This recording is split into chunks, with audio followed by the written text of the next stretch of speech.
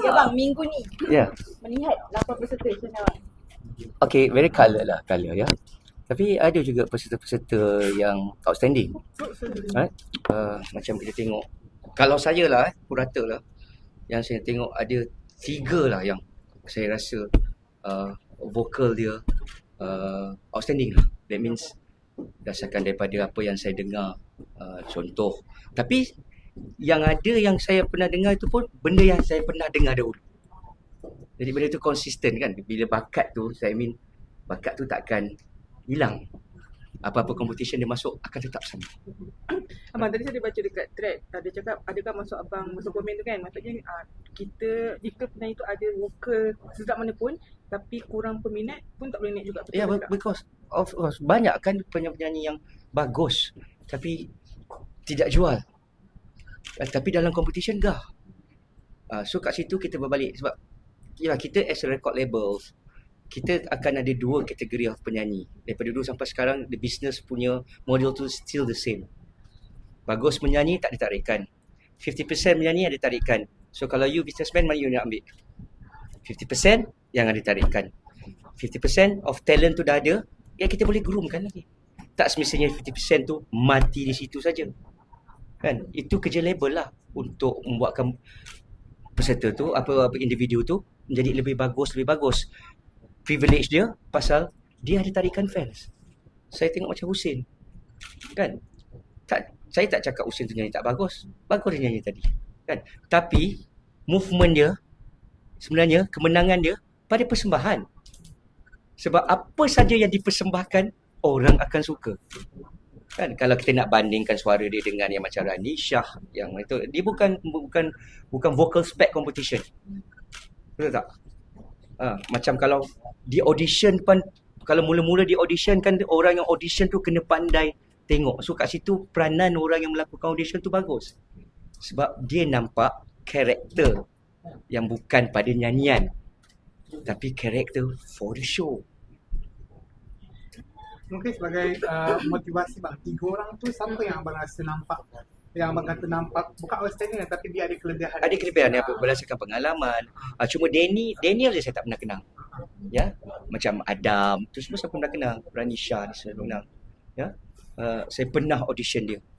Dahulu probably 11 tahun 12 tahun lepas. Ya. So abang apa nasihat abang untuk dorang-dorang ni? They already have a very good vocal kan, macam abang cakap ada dia punya repertoire dia semua, ada dia punya ni, tapi tak pergi padahal dah berapa tahun dah. So mungkin apa benda yang abang boleh fit untuk dorang ni lepas ni menjadi? Same goes like Nadira before. Betul. It's a matter of time.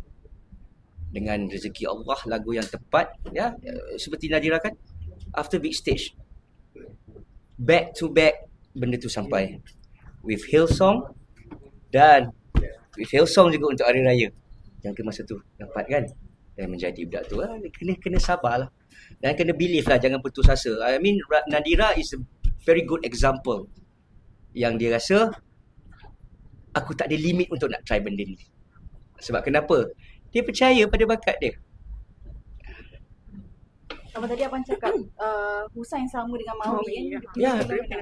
Ya, kalau kita tengok macam dia menari tadi. Kan? Tak ada feeling, tapi itulah feeling dia. Itulah original dia. Ubahlah macam mana, itu juga orang suka. Kan? Dia boleh menari ke, dia bergerak pun orang dah suka. Jadi mengingatkan saya, tarikan. Tapi apabila dia dah berjaya dan individu pun jangan lupa perkemaskan diri sendiri juga. Untuk tarikan tu sama dengan kreativiti yang ada. So that means nyanyian dan fans. So seiring lah. Orang suka dia juta-juta, dan orang pun dan suara dia pun kena bagi juta-juta juga ke orang yang sukakan dia tu.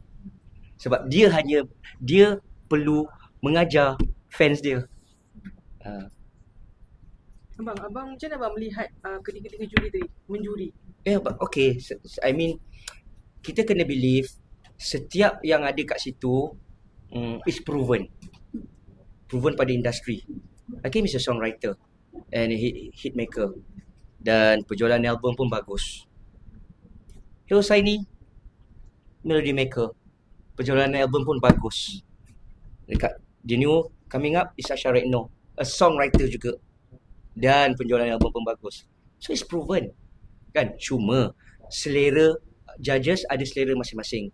Diorang ada kind of module yang diorang boleh explainkan bagaimana perlu participate ataupun peserta tu lakukan.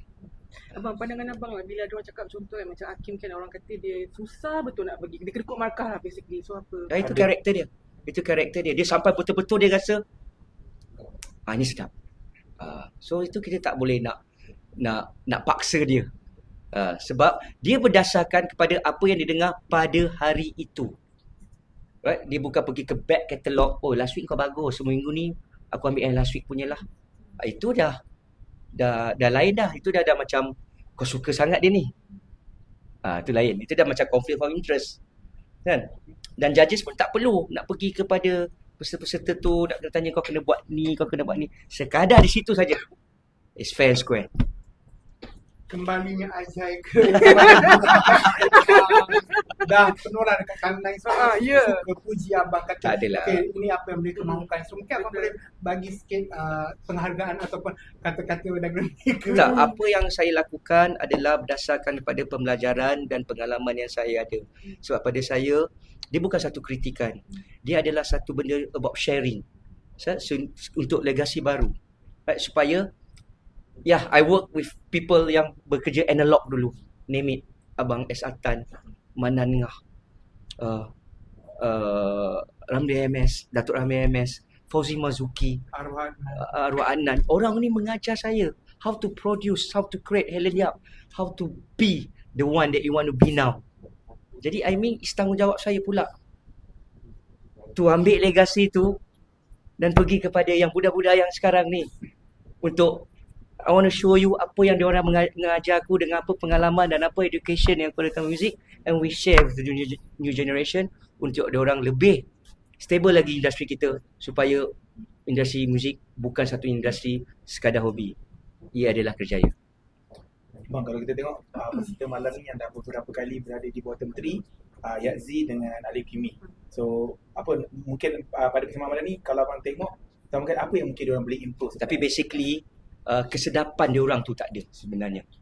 Itu yang paling penting. Nyanyian is kesedapan alunan tu kan.